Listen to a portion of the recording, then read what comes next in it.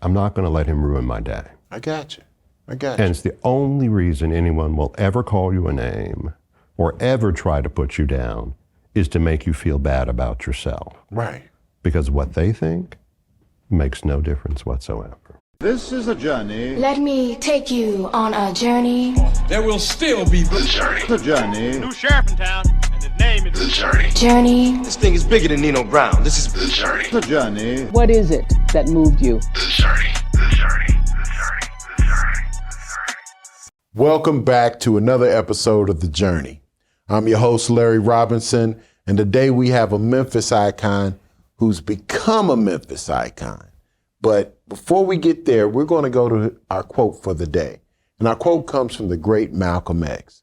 And it goes a little something like this. Education is our passport to the future, for tomorrow belongs to the people who prepare for it today.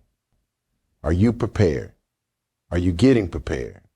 I need you to get prepared because tomorrow's going to bring so much. It's something like 65% of all jobs that we kind of know today are not even going to exist tomorrow. So you got to prepare and you got to be mentally ambidextrous. But listen, this gentleman is more than that.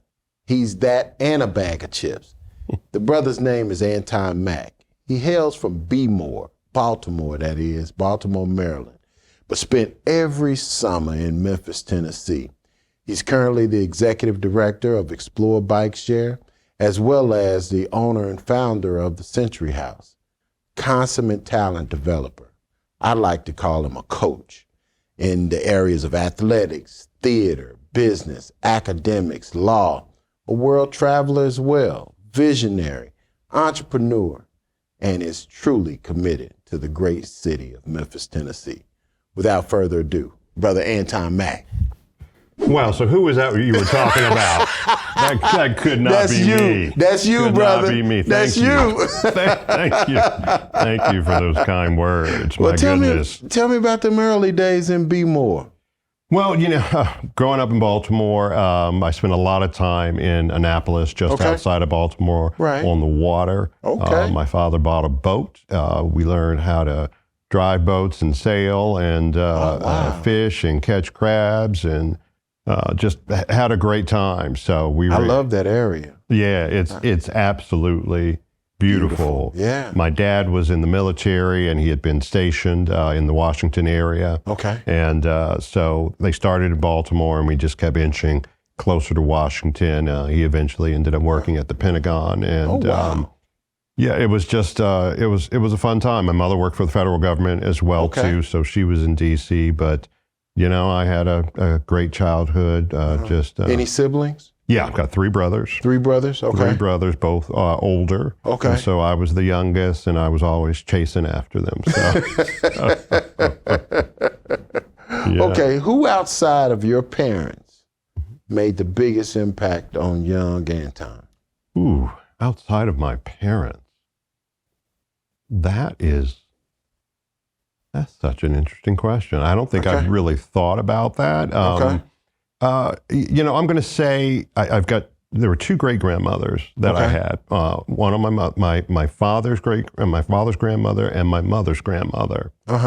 These are two women, Betty and Mary Mack. Okay. And Betty Jones. Betty Jones and Mary Mack. Right, from Crenshaw, Mississippi, and from Proctor, Arkansas. Okay. They really set the standard for our family. They did some amazing things back in the 20s, in a time when women didn't have as many opportunities, and certainly black women didn't have as many opportunities. Okay. They broke some standards and set some new ones along the way and really set the pace for all of us. They were entrepreneurs, they were farmers, they were teachers. Wow. They were just amazing women that really paved a path for all of us. So I knew them well as a young child, but even after they passed, the stories have always been told about their greatness, and it certainly was the biggest inspiration for me. Okay. How different are you from the person you dreamed you would be as a child? Actually, I don't think I'm very different at all. Really? So I was a big dreamer. Okay. And for me, dreams have to come true. They weren't things that I would just think about and put aside and, hope that they would happen. So I was always working towards my dreams. So I was maybe 8 or 9 years old when I discovered this concept of a Renaissance man. Okay. And once I heard about this concept, I just knew that had to be me because I had so many different interests. Explain Renaissance. You got to unpack that for the young folk. Well, Renaissance man is someone who might do a lot of different things to come deeply knowledgeable in multiple areas. So instead of picking one thing, say you're an athlete and you play a sport and you just dig in and do that for the rest of your life. Right. And everything you do centers around that. But instead, you might also be interested in music. Okay. You might also be interested in art or business or building houses or any number of different things. And for me, I always had a lot of interest and I've just worked hard at pursuing them all. Okay. So what's some of those things that you've become that's part of your Renaissance repertoire? Music is definitely part of it. I studied music, classical training at the Peabody Conservatory when I was very young. Right. My mother wanted me to play the piano, and I was a reasonable piano player, but I took voice as well and ended up singing a little bit of opera along the way. Wow. And it was a fantastic experience, and that grew into more modern, secular music. As time went on, I sang in the church choir, of course, as well, too. And I've always had a love for music. And even though I don't work in it, I always want to have it around me. So at Century House, by example, we've had many different groups come and play. Lots of local musicians. We even had Migos come and play once. Really? So, yes, absolutely. Okay. Yeah, that was quite the experience. What decision did you make as a young person that ended up having lifelong ramifications, even though you did not know it was going to have that impact when you made that decision? I think it was my desire to travel. So, I didn't realize it was instilled in me, but when I was barely 1 year old, my father was stationed in Germany. So I spent about almost 4 years there. According to my mother, my first words were in German, which said to her she might want to spend a little more time. She had started working, and she decided to take me to work with her. Instead of leaving me with the housekeeper who was German. But that experience opened my eyes, and then when I was very young, I started traveling. So I went to Europe with my grandmother. My grandmother from Crenshaw, Mississippi, who lived down on South Parkway here in Memphis at the time, decided to go to Europe with her sister-in-law, who was part of a church trip out of Chicago. So I heard about it, and I said, well, I want to go. And she says, well, if you want to go, go. Come on. I said, well, where do I go? So I worked. I already had a job. I had been saving my money already. And I told my mother, I said, well, I've got enough money. I'd like to go. She said, well, wait a minute, you can't just go to Europe. And when she saw that I had the money and really wanted to go, and of course I'm going with my grandmother, she said, well, why not? Oh, wow. So that 2 weeks traveling throughout Europe with my grandmother and this church group was an eye-opening experience. And I decided I had just turned 16 at the time. I decided I wanted to come back and spend more time in Europe and travel in other places. So, and then later on, I lived in London, I lived in Paris, and traveled extensively. Wow. We're going to unpack some of that on the other side. But when did you know you was going to be okay? When did you know in the pit of your stomach that you could do this thing called life? I don't think I ever considered that I would not be okay. It's just, I don't think I'm built that way. I really assume the best going forward. And I expect there'll be challenges along the way, but I never ever considered that I wouldn't make it, that I wouldn't be able to achieve my goals. So. All right, last question of this segment. When did you, Anton Mack, realize that you were a black man? That I was a black man. When you were a black man, But you were a black man. A black man or a black child? Because I certainly knew I was a black child. Oh, a black person. Hold on real quick. Listen, we're going to come back on the other side, and Brother Anton is going to tell us when he realized he was a black man, black child. We're going to let him unpack it. So listen, stay right there. This is The Journey on the Kazukian Network. Be right back. This is a journey. Let me take you on a journey. Success in life is not a straight line. There are twists and turns in everyone's life, and the more you know about their story, the more you'll understand the process. Kazukian Media Group proudly presents The Journey, a show that features successful black men in Memphis telling their stories of their lives and the ups and downs they've encountered on their ultimate road to success. We believe The Journey will encourage young men and help them see that life is a journey. Watch The Journey, hosted by me, Larry Robinson. Brought to you by the Kazukian Media Group in partnership with the Delta Boulay.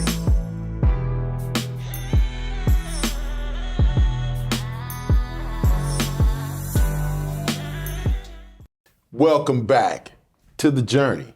I'm your host, Larry Robinson, and today we have Brother Anton Mack, a Renaissance man, a man of many hats. He can do a whole bunch of things.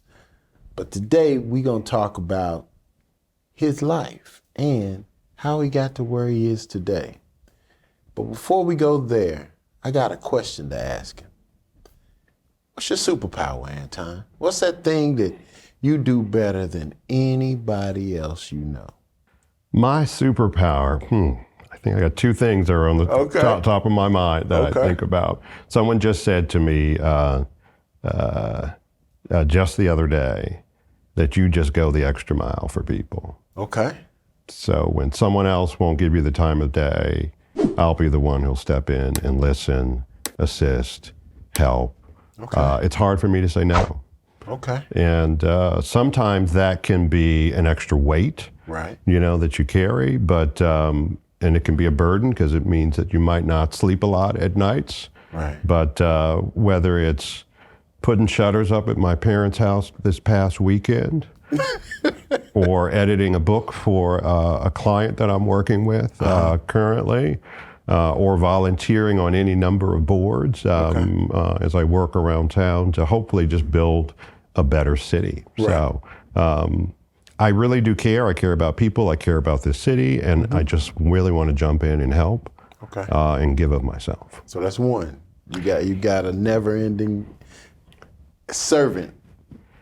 I love all things design. So if I were to start all over again, I probably would go to architecture school. Really? And design homes and buildings. Absolutely love it. Really? I took it on as a hobby, which is a little strange because it's usually a little too detailed to be a hobby. But and even considered going back to school at some point to study architecture, but have just decided that it's truly my passion. Okay. So my work as a board member for the Downtown Memphis Commission allows me to stay very close to what's being built and designed for this city. My own projects as well too. I always have something going on. So I love design. I love a beautiful space, a beautiful building, a beautiful structure, beautiful gardens, all of that. So love design. Okay, all right. So, I believe every black man is a superhero. Mm-hmm. So you're going out, you're walking out center stage to get your Lifetime Achievement Award. What kind of music's playing? What's your theme music for Anton Mack? Wow. What is my theme music? What's your theme music? So you know why that question is hard for me? Because I would spend more time thinking about what someone else's theme music would be. I'm always constantly thinking how I can help others. Okay. Well, today you got to give me what is Anton Mack. Is it Superfly? Some old Curtis Mayfield, some Isaac Hayes, some old Stax, Motown. I would say anything Sam Cooke. Okay. All right. Anything Sam Cooke. Sam Cooke was an amazing man. Most people don't know his life story very well, but it was just unbelievable what he was able to accomplish, and certainly one of the best singers, I think, of all time, but someone who could have gone so much further if he had the opportunity. But I absolutely love his music. If it was going to be something fast, it would be Shaft, not Superfly. You want to pick up the pace. Right. Okay. That's definitely from my youth coming forward. But I'm going to work on that. I'm going to have a definite, I need to have, and I probably need to play that every day for myself. You go. So there you go. That's a great question. All right. So the moment you realized you was a black man, black child, tell us about when your mind first goes back to, that's the moment I knew I was black.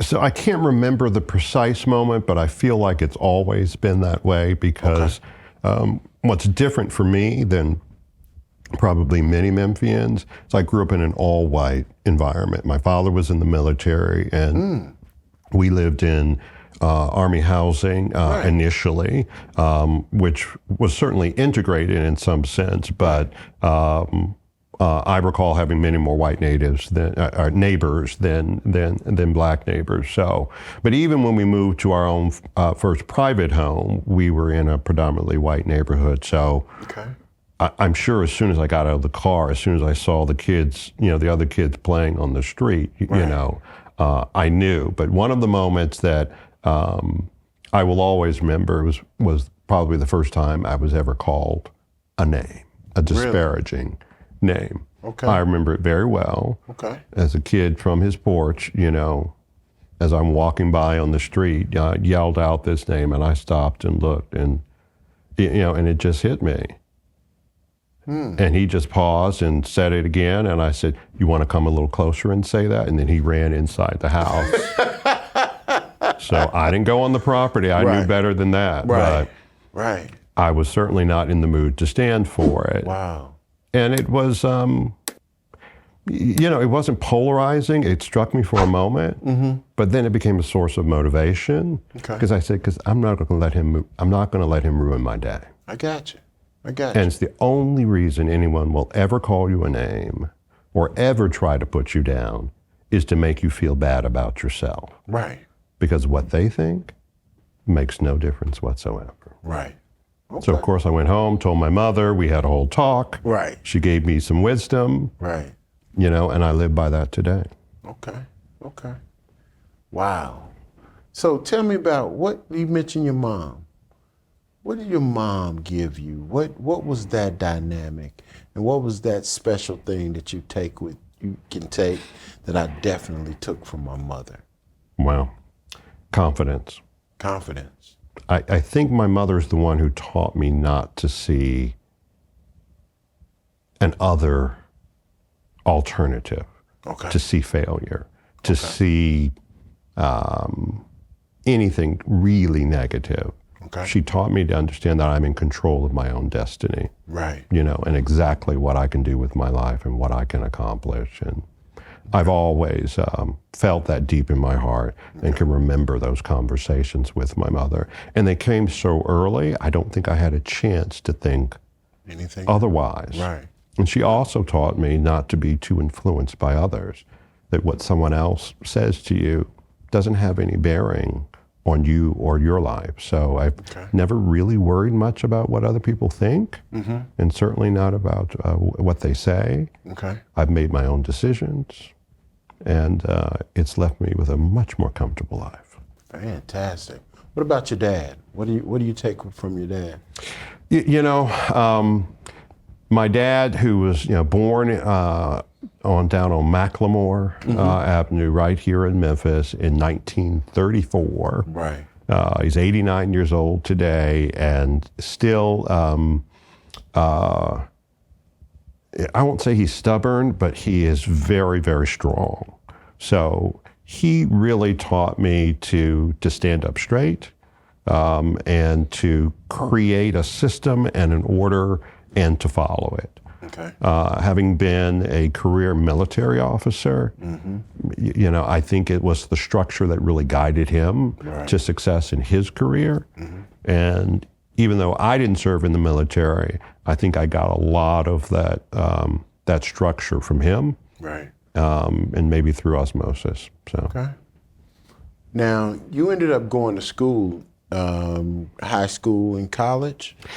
Yeah, so I went to high school just outside of Baltimore at a public high school, and then I went to Johns Hopkins University in Baltimore. So, okay. Yep, and that was a big step for me and a big change for me in terms of my life, coming from a fairly suburban, almost rural, small neighborhood to a large private school with folks flying in from all over the world with lots of money and lots of resources, things that I had not seen before. I could not have been more excited. So, what do you remember from those days, especially those early years in college, being a young man coming from a rural community mm-hmm. and a pretty prestigious school like Johns Hopkins? What were some of those memories of mm-hmm. that experience? So first of all, I had a lot of fun. So, because if you don't have fun in college, something might be wrong. So, right. It was a perfect opportunity for me to grow up. Okay. So I learned how to be an adult and to be more responsible. Made plenty of mistakes along the way, but mm-hmm. learned how to work through them without that safety net, without someone having to tell me, what to do. If I spent too much money one week and I didn't have any money left, other kids might call home to mom and dad and ask for a little more money. I'd have to figure out how I could take a box of macaroni and cheese and stretch that out for the next couple of days. But you learn those lessons. But I learned how to have fun, and to make friends, lifelong friends. I'm still close with my classmates from college. Right. I just developed what really is almost like a second family. Right. It was the first time for me to really interact with a group that were going to be my resources, my peers, my inspiration down the road. Right. I've watched many of those people go on to very successful careers, to achieve exciting and wonderful things. Right. And it inspires me every day because at first I was a little overwhelmed when I started, right. but very quickly I started to realize I'm here for a reason. Right. I'm here because I have a great opportunity. I've earned it. I deserve it. Now all I have to do is seize it and make good of it. So, what do relationships mean to you? Relationships are really, really important because I think it's a strong basis for us to form our own character. I've always said, I don't know, this might sound a little strange. I've always said, you have to appreciate the people who don't have such good taste if you're ever going to be considered someone who has good taste. Unpack that. Well, much of our success, much of what we achieve in life is based in comparison to the rest of society. Right.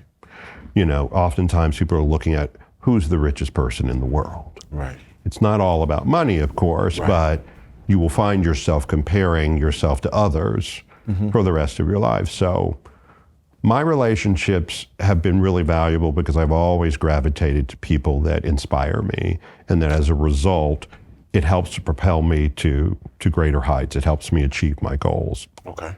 Rather than if you spend all of your time with folks who need you or who pull on you, or you have to reach back for, how is it possible for you to move forward? Right. So choosing those friends, gravitating to particular types of people, I think is really important, but those relationships have inspired me. But they also comfort me as well too, because you really want to find people who care about you and that you can depend on. And my close friends, of course, but my family are absolutely everything for me.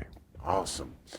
Can you kind of give us an idea of some of your life experiences from a job perspective? Like what kind of jobs have you had throughout your life?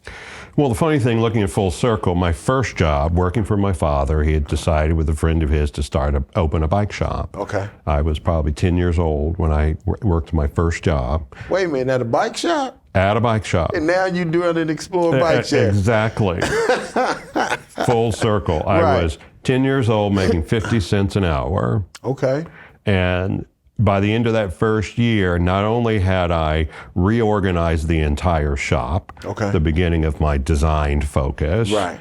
Because I was really focused on how to create a better customer experience. Right. I don't know how that started at 10 years old. Right. But if you don't organize your shop in a way so when people come in, they have the right experience, Right. you know, and I can remember my father would go to work and he'd come back and say, okay, why have you moved everything around? And I said, well, because we need the most expensive bike right in the center, so hopefully someone will buy it. Right. And guess what? One day he came in and he said, where's that bike? I said, I sold it. He's like, no, you didn't. I mean, I said, I sold it. How did you? Went over to the cash register, pulled out a check.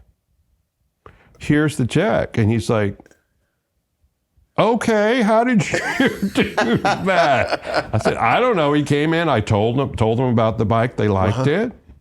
And you sold And they wrote a check. He's Wow. like, okay, great.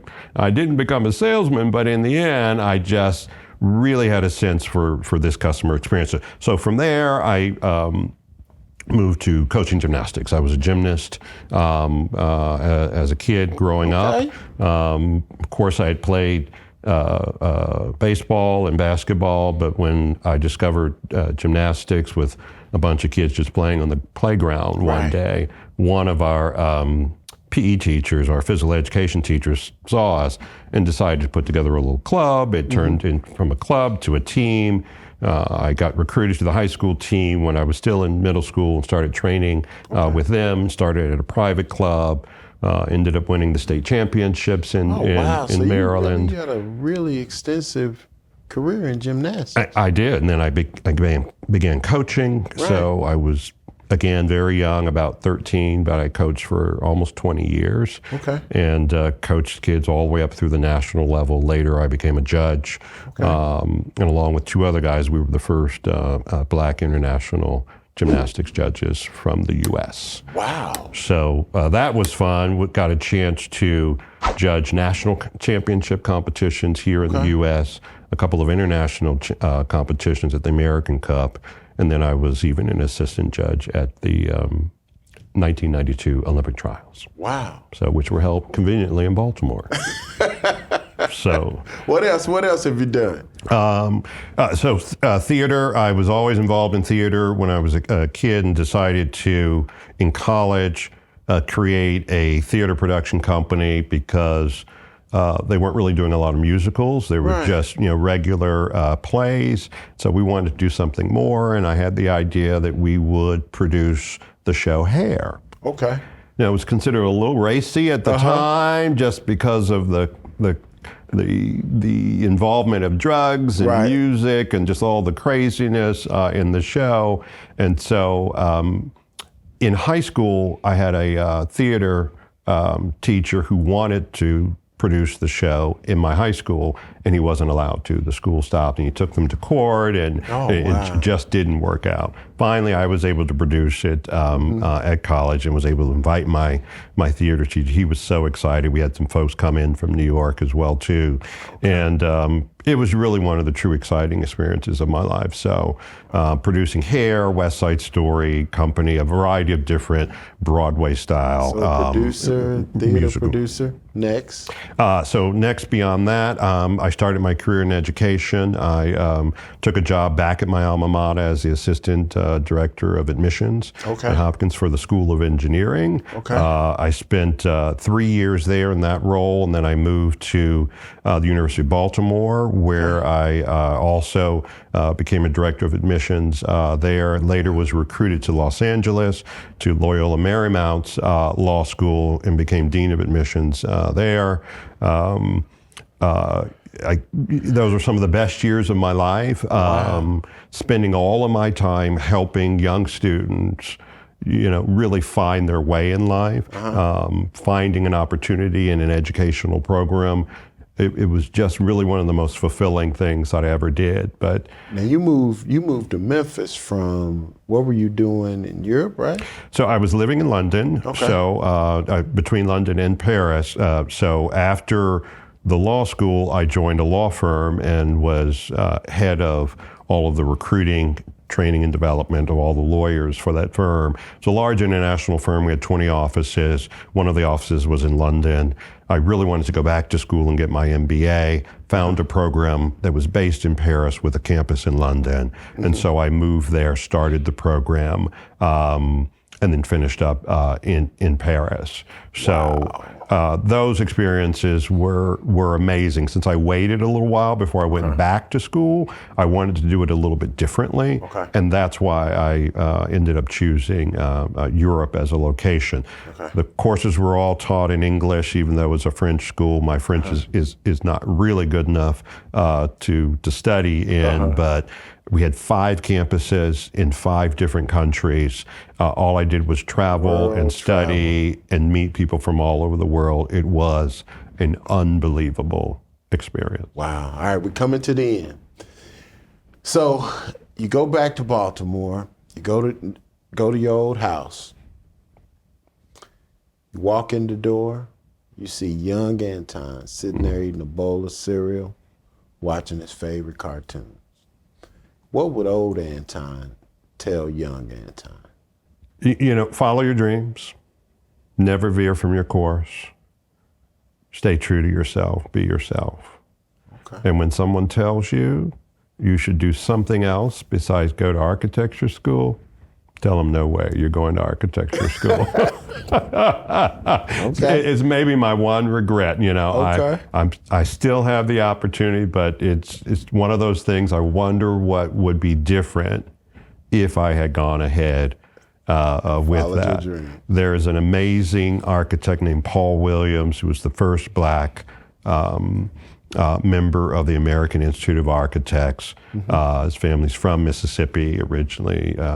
The last name of Williams, which is my mother's maiden name. We always wonder whether there's any connection. But I've been on a tour to see all the houses he built for Frank Sinatra and the airport restaurant in the center of the LA airport. He had an amazing career and became one of the most successful architects ever. I think that Paul Williams is also the designer of St. Jude. He is. The original St. Jude building. St. Jude's, yeah. And if you remember the story, they didn't want him to design that. And Danny Thomas said, well, if he doesn't design it, then I'll build it somewhere else. And so he designed it. Yeah, I thought it was Paul Williams. So, yeah. So, last question. And I want you to speak right into this camera right there. Leave the young people watching this interview with a Mackism. Leave them with something they can take from and say, I remember that guy, Anton Mack. And this is what he said. So everybody will tell you to be yourself, to be authentic, but you'll wonder what that is. So it's not just what you love, what you like, but think about what other people see in you.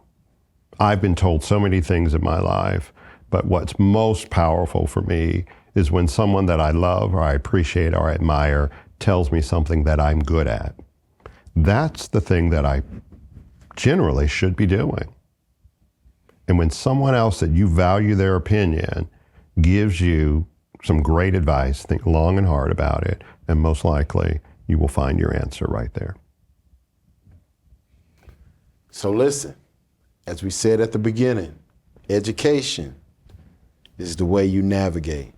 So get educated so you'll know what that next step will be. All right? Listen, I'm Larry Robinson. This is The Journey. For my good friend Anton Mack, thank you, sir. Thank you. We're going to keep bringing these Memphis icons to you. I just need you to keep coming back. Listen, till the next time, The Journey on the Kadzukian Network. Take care.